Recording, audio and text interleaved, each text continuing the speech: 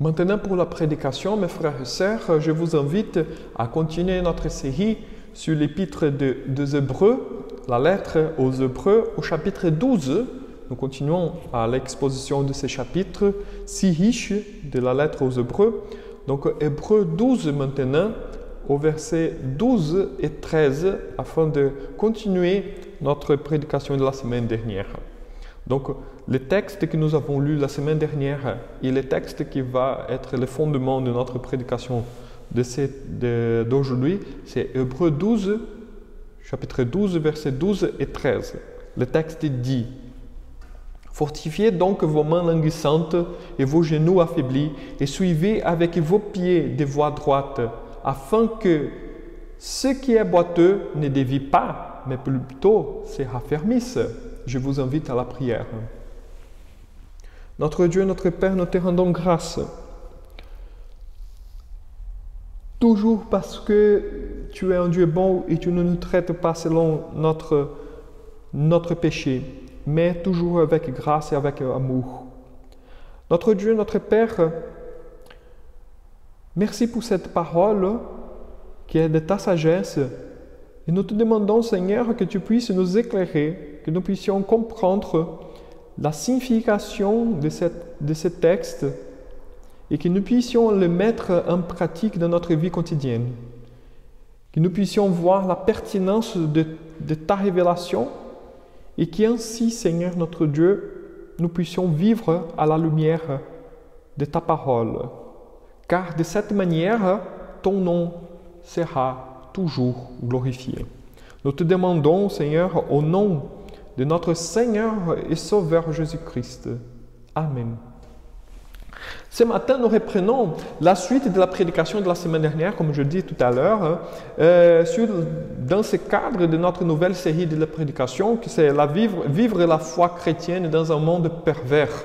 Je vous avais dit la semaine dernière, il y a une transition entre le verset 12, la première partie du chapitre 12, verset 1 et 11, parle de certains sujets, et maintenant, à partir du verset 12 jusqu'au verset 29, l'écrivain hébreu se tourne à une façon plus pratique pour montrer la pertinence de la foi dans la vie concrète. C'est pourquoi il y a plusieurs impératifs du verset 12 jusqu'au verset 29. Si vous avez bien remarqué déjà, c'est chapitre 12 de l'épître aux Hébreux. Aujourd'hui, nous poursuivrons dans la richesse de ce texte qui nous donne une façon d'agir à la lumière de l'avenir et l'importance de la communauté. C'est les deux sujets que j'aimerais bien traiter ce matin.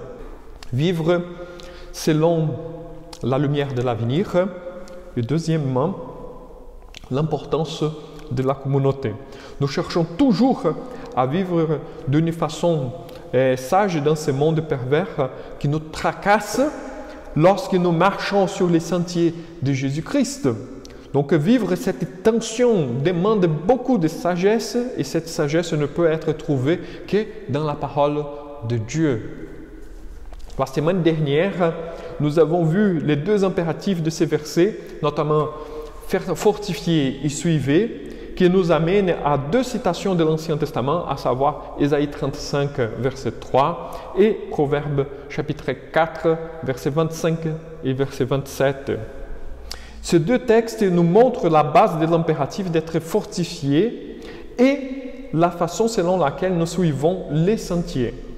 Nous avons fait aussi un détour pour saisir les éléments intérieurs et extérieurs qui fortifient notre foi. Lorsque nous doutons, nous avons les éléments extérieurs qui nous attestent notre appartenance à Christ. Lorsque nous sommes au milieu d'une situation difficile, nous regardons à l'intérieur de notre cœur que nous appartenons à Jésus-Christ. Nous fortifions notre cœur et nous marchons sur une voie droite. Et c'est à ce sujet maintenant que je vous invite à réfléchir selon le texte de ce matin. Alors, une chose que je vous invite à voir, c'est que nous avons toujours l'éternité devant nos yeux. D'une façon géniale, l'écrivain aux Hébreux boucle le verset 12 et 13 avec le verset 2. du chapitre en nous introduisant à garder toujours nos yeux fixés en face, surtout avec la citation du Proverbe chapitre 4, versets 25-27, nous avons cette idée dans les versets 12 et 13 qui est la même du verset 2.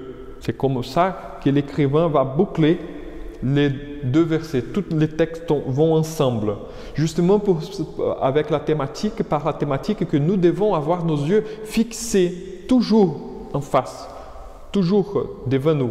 À savoir nos yeux fixés sur celui qui doit être toujours devant nous, c'est-à-dire Jésus-Christ, le chef et le consommateur de notre foi. Car l'écrivain aux Hébreux sait très bien que toutes les fois que nous commençons à regarder à gauche, à droite, à toutes les choses qui se passent autour de nous, nous serons toujours découragés, tracassés par ce monde, car il n'y a que de méchanceté et notre foi sera affaiblie. Pour rendre la foi forte, pour qu'elle continue à marcher malgré les circonstances, l'écrivain aux Hébreux, il nous dit « Restez avec vos yeux fixés en Jésus-Christ ». Si vous gardez vos yeux fixés en Jésus-Christ, tout ce qui se passe autour de vous ne va pas vous attendre. Donc gardez toujours les yeux fixés sur Jésus-Christ. Si nous maintenons les yeux fixés sur Christ, nous sommes fortifiés et nous suivons sur une voie droite. Au contraire de Pierre, lorsqu'il a marché sur les eaux, sur la parole de Jésus, au lieu de tenir les yeux fixés en Jésus, il a regardé les vagues de la mer. Il a eu peur et il a commencé à se submerger. C'est ça le problème. L'écrivain nous appelle à continuer à avoir les yeux sur Christ. Nous ne devons pas faire comme Pierre, mais garder toujours nos yeux sur Jésus-Christ. Les vagues viennent de la vie, la mer, elle est bruyante, mais nous ne craignons pas, car nos yeux sont sur celui qui contrôle la mer et le vent. Comme Pierre, dans cette vie, nous sommes toujours en train de marcher sur les eaux. Et c'est pourquoi nous devons avoir toujours nos yeux en Jésus-Christ, notre Seigneur. Ainsi, nous allons endurer, mes frères et sœurs, dans ce monde pervers, par les mouvements constants de la foi appliqués aux difficultés. Car lorsque nous appliquons notre foi, notre vie avec Dieu dans les difficultés, nous voyons la pertinence de cette foi et cette foi va être à chaque fois plus forte, elle va se rendre plus forte encore. Avoir une façon d'agir selon la lumière de la sagesse divine. C'est là l'importance de notre foi, surtout mise en pratique lors de difficultés. Alors, la question qu'on pose est, quelle est la sagesse divine que nous pouvons y trouver? Puisque ces textes, et j'aimerais bien répondre, puisque ces textes se bouclent effectivement avec les versets 2, mes frères et sœurs, de ce chapitre 12, l'écrivain n'envisage pas simplement un comportement moral ou éthique de vivre. C'est intéressant qu'il n'est pas en train de donner des règles morales pour suivre. Mais il fait autrement. Il fait d'une façon différente que la littérature juive ou même la philosophie grecque promouvait. Mais il nous induit, il est en train de nous encourager à agir selon l'espérance de la nouvelle vie éternelle. C'est-à-dire, l'écrivain ne veut pas simplement une adhésion à un code de moralité ou une charte d'éthique.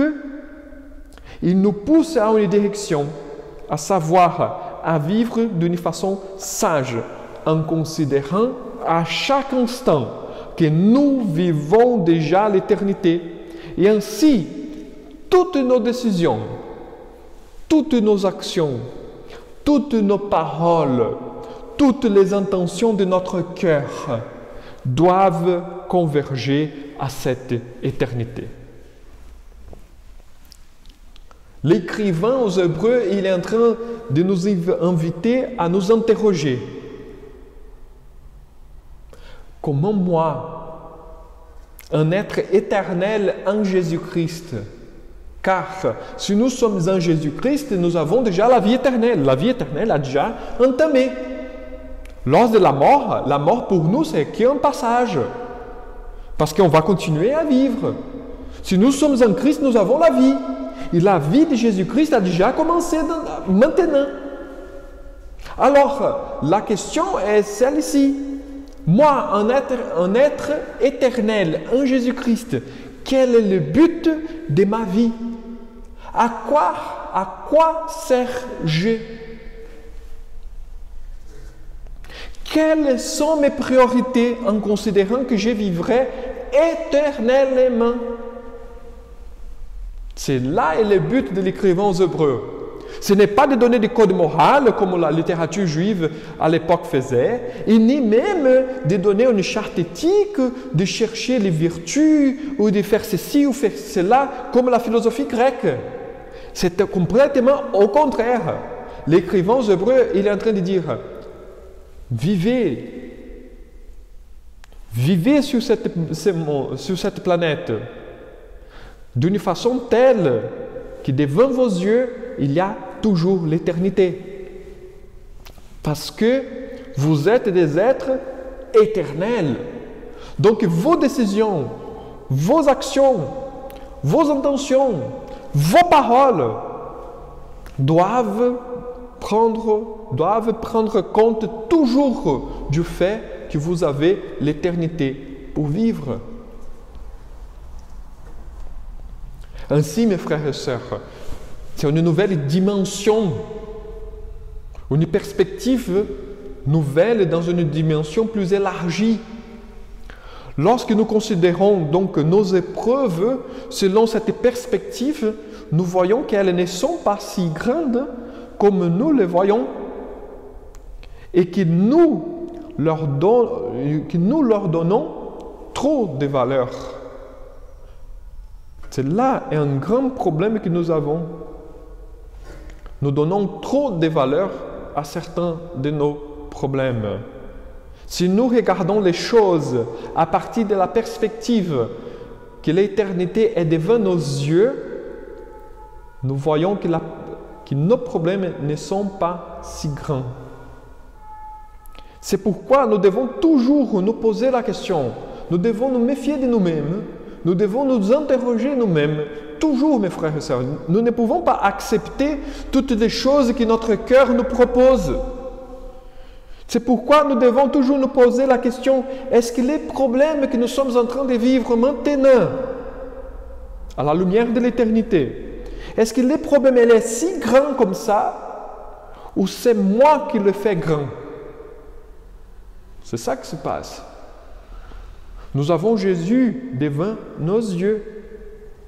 Nous avons une vie éternelle déjà entamée, et c'est à la lumière de cette vie éternelle que nous vivons maintenant. Je ne suis pas en train de nier qu'il y a des gros problèmes. Non, mais je suis en train de donner une autre perspective. Je vous invite à regarder selon une nouvelle lumière. Non la lumière temporelle que nous vivons maintenant, mais la lumière éternelle que nous allons vivre éternellement. Ainsi, nous nous débarrassons des choses de notre passé qui nous tétanisent, ou même des choses de notre présent qui nous embrouillent, et tenons une espérance merveilleuse de l'avenir. Cette espérance, elle est si importante,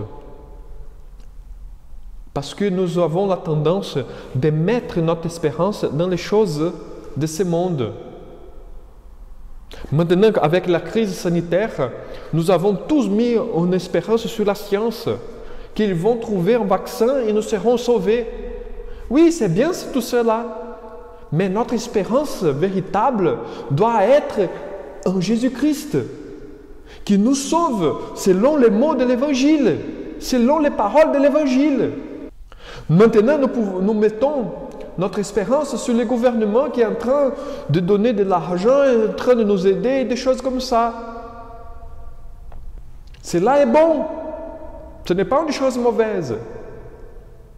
Mais nos yeux doivent être toujours fixés en Jésus-Christ. Notre espérance doit être posée non dans les choses de ce monde, mais dans les choses à venir.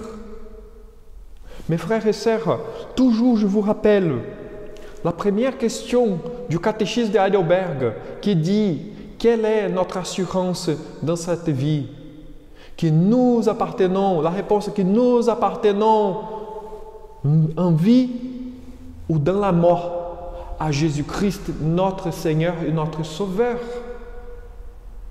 Peu importe ce qui se passe dans notre vie, nous sommes des êtres éternels si nous sommes en Jésus-Christ. Nous vivons selon l'éternité que Dieu nous a donnée par son Fils Jésus-Christ.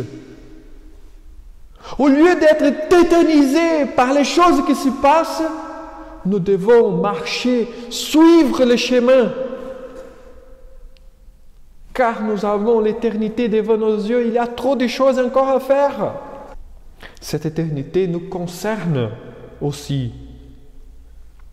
Mais non simplement dans cette dimension individuelle, comme je viens de vous présenter, mais aussi dans une dimension communautaire. Et c'est à ce sujet que je me tourne à ce moment, le rôle de l'Église. Comme je viens de vous dire, il y a trop de choses à faire encore. Et c'est à nous, en tant qu'Église, de le faire. Car chacun de nous, nous avons un rôle à jouer dans l'Église et en tant qu'Église dans ce monde. Cette éternité doit être partagée. Et nous ne pouvons pas rester bloqués, coincés. Nous devons marcher, continuer, malgré les circonstances. Car Dieu, il est avec nous. Et maintenant, je vous invite à faire une dernière réflexion dans ce texte de Hébreux chapitre 12, versets 12 et 13, sur le rôle de l'Église, car les textes nous donnent cette dimension communautaire aussi, car il parle d'autres personnes, il parle de boiteux. Il y a des moments, mes frères et sœurs, où nous marchons tout droit vers Jésus-Christ. Dans notre vie chrétienne, il y a des moments que nous marchons tout droit. Mais il y a des moments aussi où nous balançons d'un côté à l'autre. La vie chrétienne n'est pas un lit en rose. Il y a des moments, il y a des hauts, il y a des bas. C'est à ces moments que le rôle important joué de l'Église apparaît. Parce que ceux qui possèdent les mains et les genoux plus affermis aident à affermir les mains et les genoux de ceux qui sont plus ébranlés. Vous voyez, mes frères et sœurs, c'est là est le rôle si précieux et si important de l'Église. Car ceux qui sont plus fermes aident ceux qui sont plus ébranlés. Ceux qui sont plus mûrs aident ceux qui sont affaiblis maintenant. Ceux qui sont affaiblis trouvent dans la vie des plus mûrs, de ceux qui marchent, l'encouragement pour continuer. Ceux qui sont affaiblis trouvent dans ceux qui sont plus affermis le solide fondement pour continuer. C'est la dimension de la communion que nous trouvons cette dynamique d'épauler les uns les autres afin que nous tous marchions ensemble dans ce parcours. L'Église, comme je souligne toujours, qu'est-ce que c'est l'Église? L'Église, d'une façon très simple, est la communauté de l'Alliance. La communauté de l'Alliance veut dire où on trouve la prédication de la parole et l'administration des sacrements, les moyens selon lesquels Dieu nous donne toutes les richesses pour qu'on puisse parvenir à la croissance de notre foi. C'est la communauté où nous prions ensemble. C'est la communauté où nous trouvons la parole de Dieu. Nous ne trouvons pas la parole de Dieu d'un autre côté, dans un autre coin, dans un autre endroit. Il n'y a que l'Église qui porte la parole et les sacrements. C'est pourquoi l'Église est la communauté de l'Alliance, qui va fortifier notre foi. Mais elle est aussi la communion. Elle nous pourvoit la communion avec les uns et les autres qui nous aide à tenir ferme jusqu'à la fin. Donc l'Église a ses côtés plus institutionnels, mais il y a aussi ses côtés plus mouvement, organisme, qui les deux marchent ensemble, qui sont imbriqués l'un à l'autre et qui ne peuvent pas être divorcés comme certains veulent le faire. Comme si l'Église institutionnelle ne serait pas importante, donc on la met à la côté, et que le plus important, c'est que la communion fraternelle. Et non! Pour que la communion fraternelle existe, il faut la prédication et les sacrements. Pour que la prédication et les sacrements ont du sens, il faut la vie communautaire. Ces deux choses qui marchent ensemble ne sont pas divisibles. Nous ne devons pas diviser ce genre de choses, sauf à titre pédagogique pour qu'on puisse comprendre comment les choses marchent. La vie d'Église est tout imbriquée. Nous sommes frères et sœurs et nous vivons ensemble. Mais en même temps, nous avons un moment où l'Église, elle est formelle. Nous apprenons à partir de la parole de Dieu, nous méditons l'Écriture, nous apprenons comment vivre. Et aussi, nous partageons les pains et les vins et les eaux de baptême afin de vivre une vie d'appartenance à Jésus-Christ selon sa parole, car c'est lui qui a institué tout cela. Ce n'est pas des inventions des hommes, simplement il faut lire la Bible. Donc voilà la raison par laquelle nous ne pouvons pas ignorer nos rassemblements et d'avoir les contacts avec les uns et les autres. C'est pour ça que je vous encourage toujours. Il faut que nous ayons contact les uns et les autres afin de développer les côtés communauté de notre Église. C'est ainsi que les liens entre nous seront fortifiés. Même si de temps en temps on va confronter les uns et les autres, parce que c'est normal, si dans une famille, les papas, les mamans et les enfants de temps en temps bagarrent, à plus forte raison, la même chose arriverait à l'Église. Mais la famille ne va pas déchirer à cause de certaines disputes, de certaines discussions. Mais au contraire, que nous puissions être ensemble, prier les uns et les autres, apprendre à vivre avec.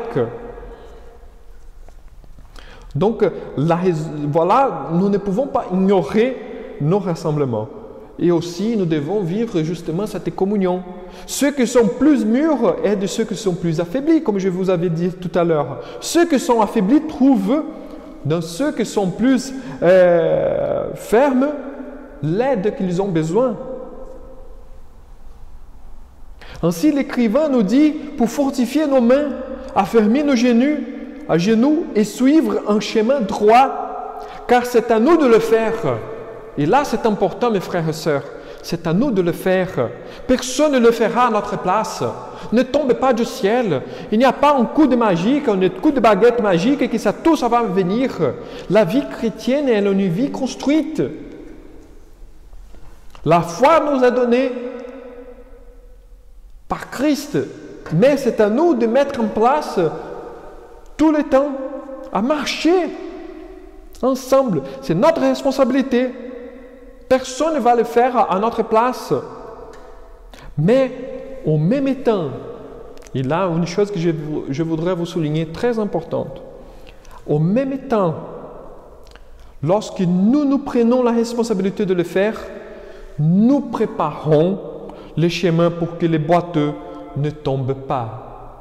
Lorsque nous sommes en train de vivre la vie de l'Église, notre vie de sainteté individuelle au milieu de la communauté, nous sommes en train de préparer le chemin pour ceux qui sont en train de marcher d'une façon boiteuse, pour ceux qui sont en train de chercher, pour ceux qui ont besoin d'aide.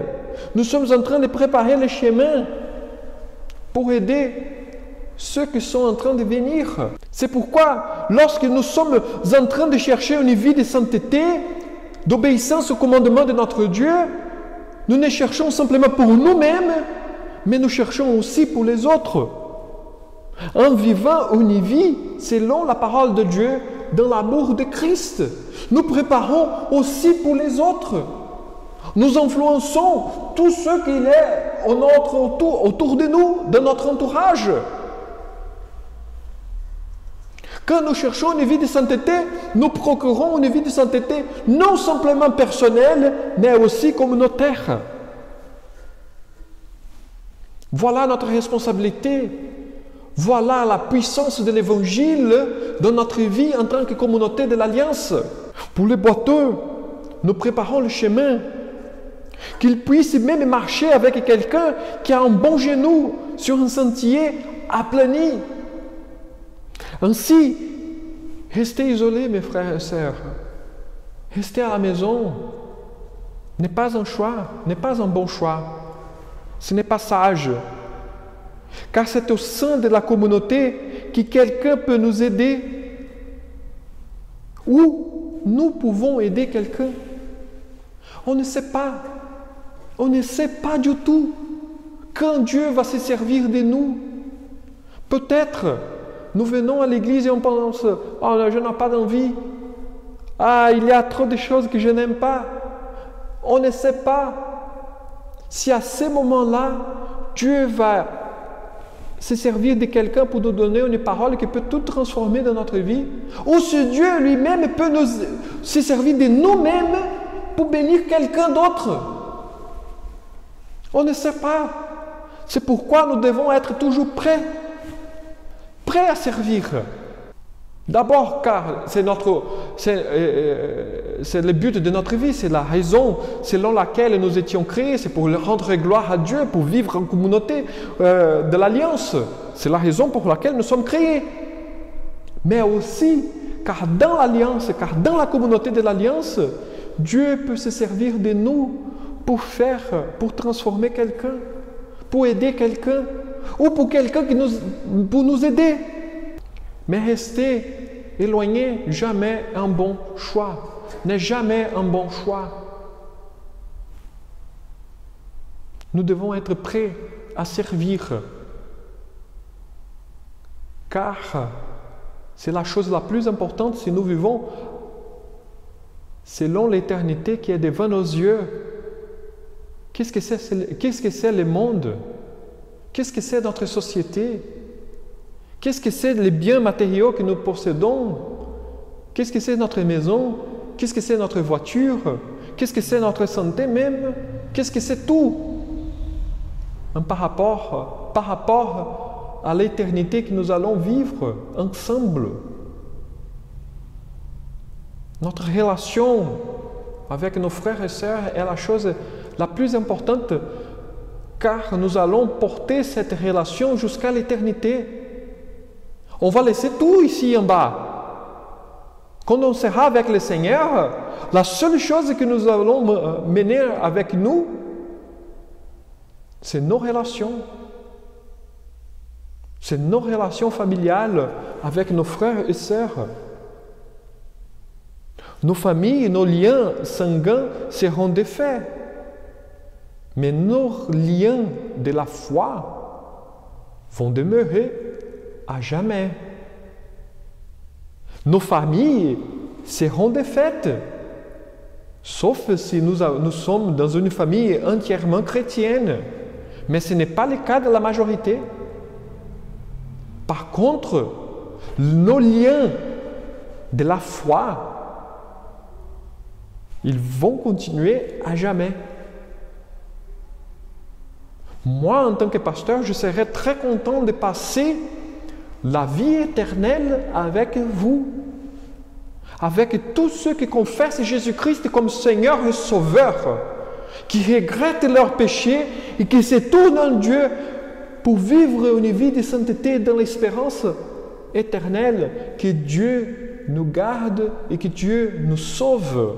C'est à cette perspective que je vous invite à vivre la vie de l'Église maintenant. Donc, mes frères et sœurs, je sais que je suis trop attardé dans cette prédication déjà, et donc j'aimerais bien la conclure rapidement en disant que parfois Dieu se sert de nous simplement pour apporter une petite parole qui fait la différence dans la vie de quelqu'un. Donc soyons sages, mes frères et sœurs, dans ce monde pervers. Fortifions nos mains et affermissons nos genoux pour continuer à courir ce marathon de la foi. Suivons le bon chemin. Gardons toujours l'éternité devant nos yeux, maintenant et à jamais. Que nous soyons de repère aussi pour ceux qui boitent, afin de les aider à marcher dans la bonne voie de Christ. Je vous invite à la prière. Notre Dieu, notre Père, nous te rendons grâce, car tu es celui qui nous aime et celui qui nous aide à marcher dans ce monde pervers. Notre Dieu, notre Père, nous te demandons humblement que tu puisses être avec nous. Fortifie-nous. Donne-nous, Seigneur, la sagesse pour bien marcher dans ce monde et aider nos frères et sœurs. Et qu'ainsi ton nom soit glorifié pour l'éternité. C'est au nom de Jésus, notre Seigneur et Sauveur, que nous prions. Amen. Et maintenant, je vous donne la bénédiction de la part de notre Dieu. Que la grâce de notre Seigneur et Sauveur Jésus-Christ, que l'amour de notre Père et que la consolation de l'Esprit Saint soit avec nous tous, aujourd'hui jusqu'au jour qu'il reviendra chercher son Église. Amen.